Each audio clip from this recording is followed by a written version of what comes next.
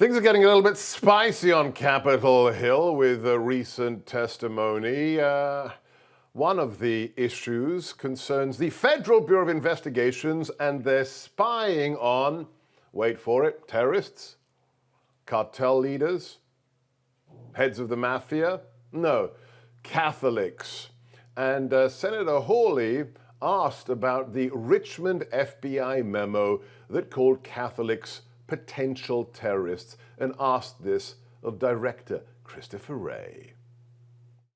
You were aghast. I was. Oh, really? Yes, and what sir. have you done about it? Did you fire the people who wrote it? No, I had it withdrawn. Have you fired anybody involved in it?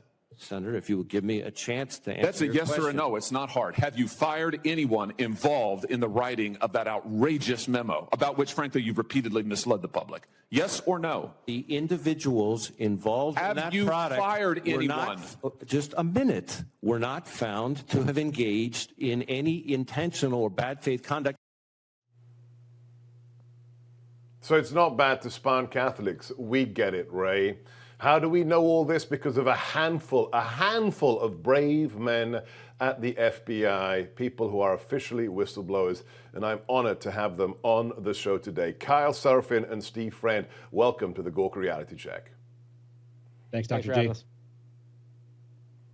And thank you to the man who's not here, Garrett O'Boyle, the third whistleblower, who sent me a very nice care package last week with T-shirts from You, the Suspendables. I love the name. And along with this pin, which I think I have to wear upside down, right? Because it's the FBI badge and it's in distress, so we put it on upside down. Thank you to you, gentlemen, for supplying me with this, because we stand with those who tell the truth. Let's talk about that testimony, Carl. You are the man responsible for telling the world that Catholics were being spied on by the FBI. Nobody was fired for that. If you had written a memo saying we need to spy on, oh, I don't know, all members of the Women's March because they're potential terrorists, do you think your job would have been safe at the FBI? Well, based on what Ray just said, as long as it was done in good faith, I would be fine. Apparently, violating the First Amendment in good faith is acceptable. And that unfortunately tells us a lot about what the FBI is involved in right now. The FBI is covering for itself. It is a weaponized arm of our federal government. We know that to be the case. We can see it with our own eyes. We don't need anyone to have a testimony, although I do appreciate Senator Hawley's, calling him to task. Essentially, it comes down to this. The FBI has been violating the First Amendment for quite a while. It's not about Catholics. It's not about Latin Mass Catholics. It's about all conservatives, because the reason that memo was set out there was to be able to pry their way into not just Catholics, but all Christians and probably all conservatives who want a closed border, who don't want a gay agenda shoved down their throat by the federal government, and who think that abortion shouldn't be funded by the federal government. That's what that memo was really about. Yeah, absolutely. Steve, we have this shocking news recently that this special counsel, this independent prosecutor, Jack Smith, who's going after President Trump like a lunatic, who has almost godlike powers, requested and was issued a warrant to get the names and addresses, Steve, of anyone who liked or retweeted President Trump's tweets from 2020.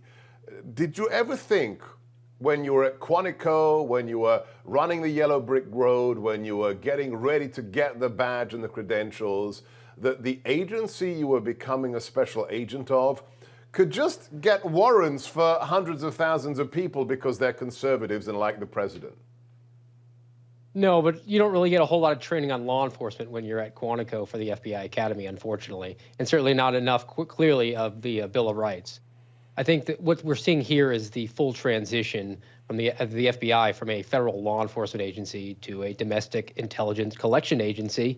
And as Kyle and I have joked offline, they're a trans intelligence agency. They still have the bulge, they still have the gun and the badge, so they can, in effect, take your freedom with the threat of force. And that is not traditionally how law enforcement has been carried out in this country. That's something that the Stasi and the KGB are more indicative of. And it's just unfortunate how the FBI has now become this trans intelligence agency, because the mindset has crept into the personnel where they are no longer doing the bidding or serving their fellow citizens. They're looking at them as an opportunity, because that's the nature of an intelligence investigation. You start it so that you can keep it going around and around ad nauseum continuously. That's what success looks like.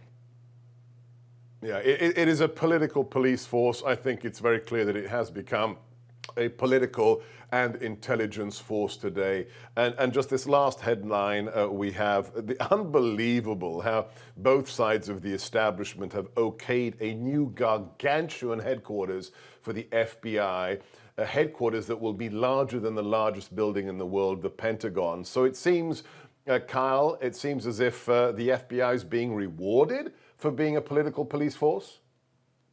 I agree with that. It's kind of nauseating to see from the outside, but I think you honed in on something really important. You said almost godlike powers, and that is actually where the left is sitting at right now. They've tried to replace the G in God with the G in government, and why not have an enormous cathedral to the police state, to this sort of weaponized intelligence agency, this secret police force that is doing the bidding of the deep state, that is doing the bidding of the administrative state, if you will. You celebrate the people that do heroic deeds, and you build them a cathedral, and that's what they're looking at doing. It's really sad and kind of gross to see, but how far they've fallen. Even the American public knows it. People who used to trust the FBI, 60 to 70% of them are now disagreeing with whether or not they're even an honorable group of people.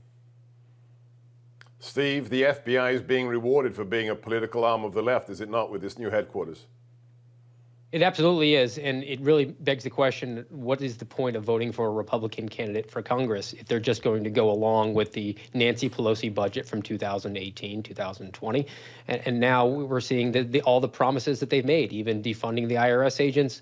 This was a promise made to me by members of the Weaponization Committee, that they were going to stand in the gap to thwart the building of a new FBI headquarters. And look, that's not going to change the rotten DNA that exists within the agency, but it's certainly a symbolic victory for the FBI. They're getting a helmet sticker, a pat on the back, an attaboy from Congress, and that's not what the Republicans were sent there to do. Well, I salute you, all the suspendables, Garrett Boyle included. God bless you. Thank you for my suspendables pin. Please support these brave gentlemen, the truth tellers, at Kyle Serafin's Give, Send, Go. So just go to givesendgo.com/Kyle Serafin. Check out his amazing podcast. God bless you all, gentlemen. Next up, let's move from domestic affairs here in the United States to the international crisis in the Middle East.